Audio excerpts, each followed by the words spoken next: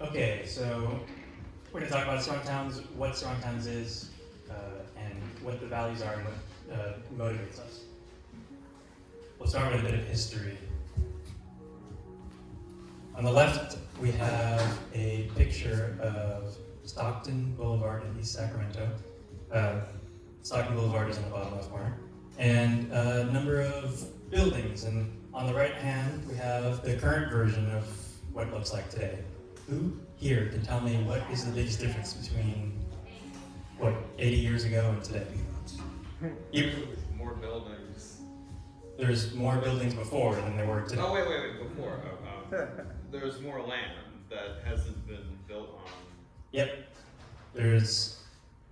We'll get to that. What do you think? It looks like more parking spaces. There's more parking spaces? Is that what people agree? Yeah. Okay. Oh, You would less be trees right. too. What's up? Less trees too. Less trees, yep, you're right. We have more parking today, and when you look closely, you can find out what exactly used to be there. I've drawn in the red outlines the buildings that used to be there. Some of them are commercial buildings, some of them are residential buildings. That's sort of the biggest difference. And what it looks like on the ground. Today, a number of the original homes just outside of the area that got demolished, and what it might have looked like if they had not been demolished, there would have been 5 more right in a row. In addition to 2 more homes in the back, and 1 commercial building right off of Stockton. Why did this happen? Does anybody know? Okay. You have a guess? They had to renovate the building, and they were required to install parking. They had to renovate the building or do something, pull permits, and they were required to install parking. You have an answer? I'm gonna guess redlining. Redlining? Was it? Maybe. Okay, so who can tell me what is the downside of having done this? Where is the downside? Less residential space. Less residential space, maybe less housing, Less productive space. protective space? Productive. Less productive, and that's what I'm gonna get at, which is the space that now is the parking is financially significantly less productive than the homes, the historic 100-year-old homes that are there today. It's specifically, if you quantify it by its property tax revenue, it's 5 times less productive. All right, moving on to a couple more examples. We have the big state-of-the-art Safeway versus what Safeway competes with, essentially.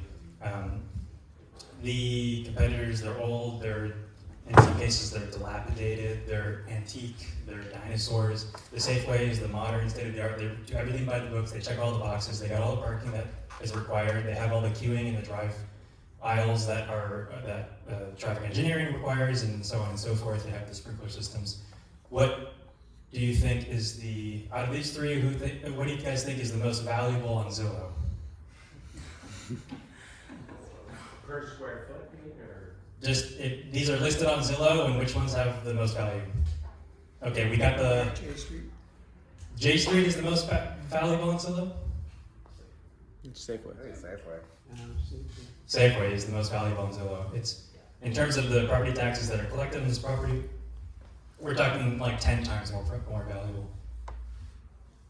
City planners and city officials and elected representatives for 70 years have looked at these numbers. They forgot to divide by, and you alluded to it earlier, they forgot to divide by the area. When you divide by the area, you have a completely different perspective what actually builds wealth in our community and what bolsters our city's finances. One last example, we have food places, drive-through, McDonald's, Del Taco, again, state-of-the-art, versus the old 130-year-old duplex house that was built a long time ago, converted to a commercial property, triplex. Again, 2 to 3 times more valuable, the older stuff. Why am I talking about property taxes so much, though? Cities collect a whole bunch of other different kinds of taxes. They got licenses, permits, sales taxes, that's a big one, Measure U. It turns out property taxes are basically just a really big deal and comprise 1/3 of all our general fund revenues, which is our discretionary fund. So yeah, we need to look at property taxes and take them seriously. We are here, you are here, this is grounded real estate. I want to talk about infrastructure, the infrastructure that surrounds this building. So we have a 1/4 mile of sidewalk, a 1/4 mile of street surface asphalt, a 1/4 mile of gas, a 1/4 mile of sewer, a 1/4 mile of water, underground utility, a 1/4 mile of electricity above ground. Electronically signalized intersections, traffic lights, and emergency services. All of this added up, we're talking $2.5 or even more. I could be off by double. $1 million, $2.5 million of infrastructure. Depreciating assets. Depreciating asset is something that when you pay money for to obtain this asset, it doesn't gain value. It actually, like, you have to constantly fix it and maintain it to maintain its current value. As we fix and maintain all of this depreciating asset, we have to get the money from somewhere. Well, no problem, right? All of these buildings, grounded real estate, all our neighbors, we all pay property taxes, we all pay business operating taxes, we all pay sales taxes. Some of them generate sales taxes. That's all fine, right?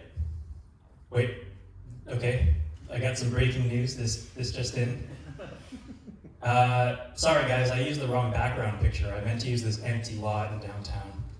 This empty lot needs all of this infrastructure, $2.5 million plus, and it's all depreciating assets, and we're all constantly building to maintain this for a property, to serve a property that doesn't deliver on the taxes that are required to sustain itself. Who here thinks that this property has enough property taxes to sustain itself? Raise your hand. And who thinks that grounded real estate's property taxes help to subsidize this empty lot's infrastructure? Yeah, a lot more hands. Oh wait, this just in, I'm getting some breaking news. We uncovered some historic documents that show what used to be here 100 years ago. It was 100 different, just this one block, 100 different businesses, houses, shops, factories, just in this one block, generating all of those taxes, helping to fund the infrastructure that it serves. That's what we lost. When cities demolish their own tax base, they shoot themselves in the foot financially. All right, why are we talking about all this? What's our goal in Strong SacTown? Why did we start? We care about livability, that's our end goal. But how we get there is why we have a group. We believe we can obtain livability through fiscal solvency. Cities have to have money to be able to pay for things like infrastructure. Do you have a question? Yeah, what does livability mean? Livability means that you can live in a place and you're not constantly displaced, you don't have to keep finding housing, you can afford to pay for the things that you need to live day to day, and you have free time to make friends and attend meetings like this. All right, fiscal solvency, cities actually need to have money to be able to do these things. From a left perspective, that would be like public housing. From a right perspective, that would be like my property has whatever. I don't have a good example for that. All right, what do we get with this? How do we get to fiscal solvency? Primarily by generating more revenue. Can somebody tell me what is the other side of this equation? How is another way we can obtain fiscal solvency? Reducing expenditures? Reducing expenditures, decrease cost. You would be right, fewer expenses is the answer. And this is where it gets into a little bit more strong towns. How do we achieve both of these things simultaneously? It's traditional development patterns. Let that sink in. The traditional development patterns is kind of like a big term, and we're going to get into defining that a little bit, but it's something that like entire books are written about. So we'll start with just the term. And when we started 3 years ago, Strong SacTown here in Sacramento, we looked at all the Strong Towns priorities, the national group. They have like 7 or 8 or 9 or something like that. We just chose the 4 that really spoke to us, the ones that we think maybe apply most to Sacramento.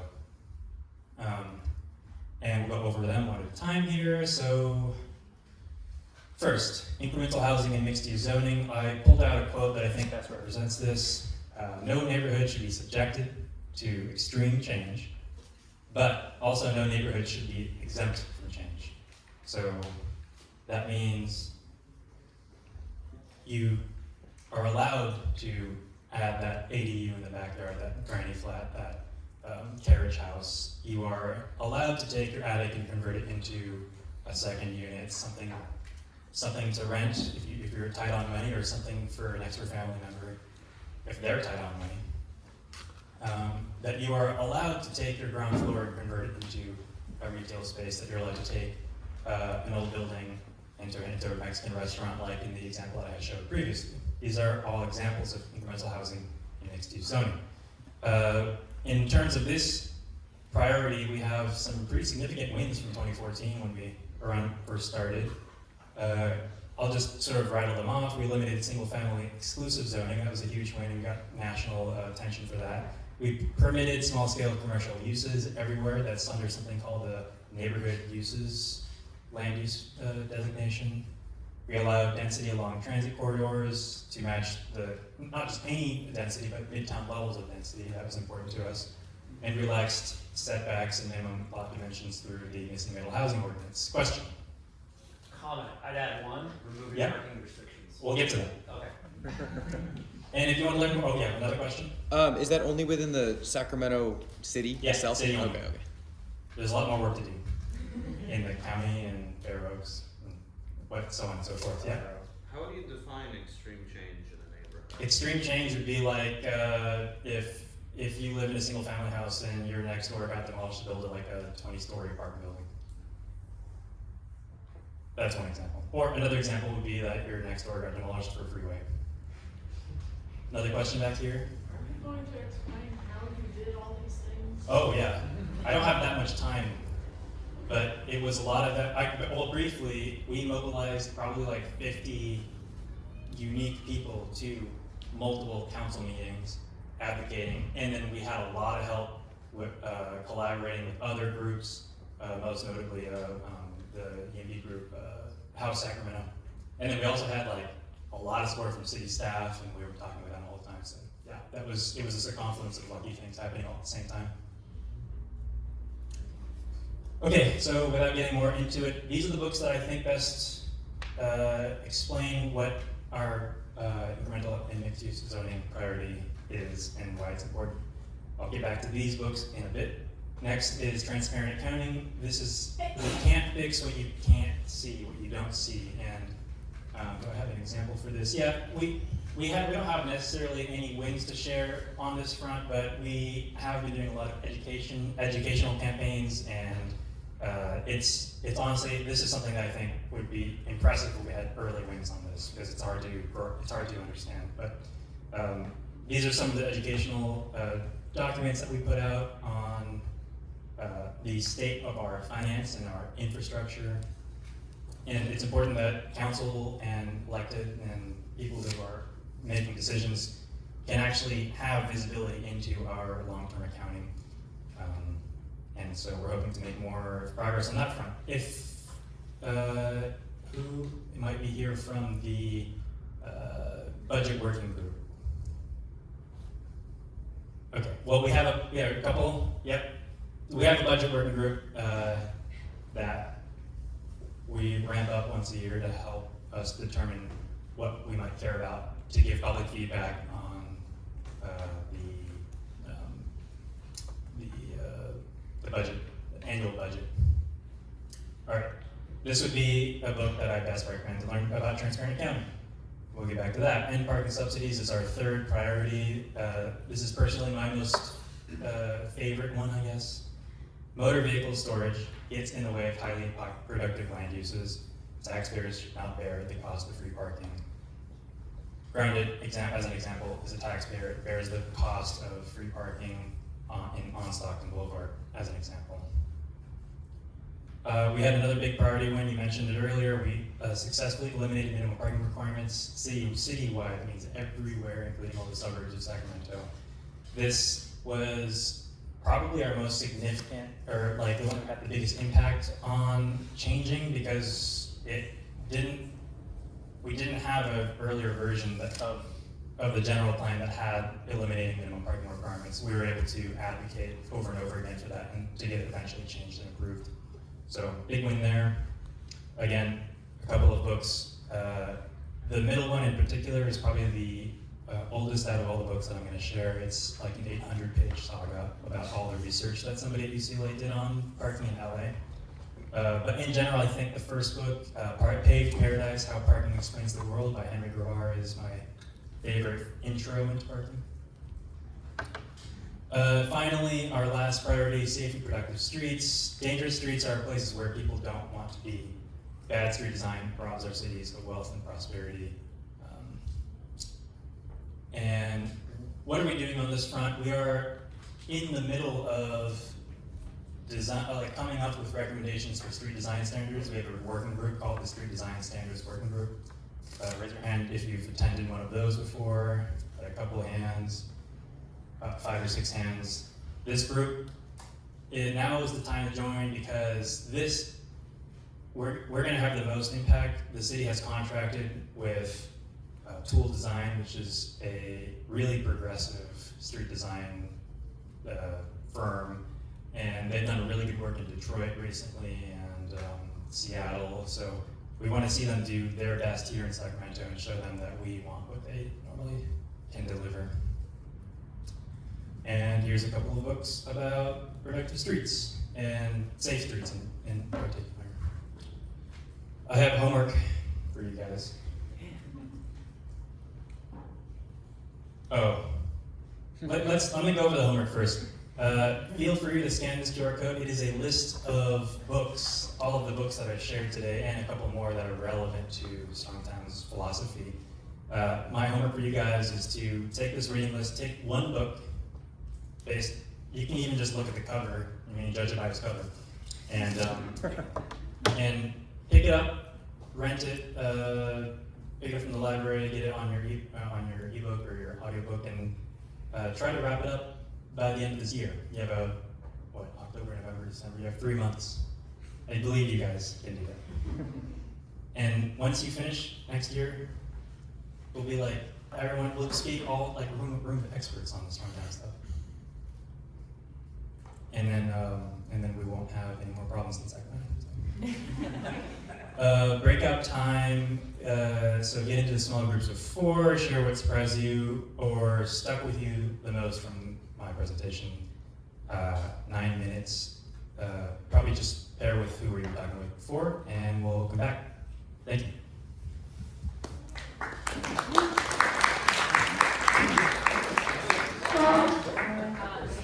We have a new table mate. Yes. Hello. Troy and Matt. Troy. You two work? Troy. Okay. I'm going to pause it.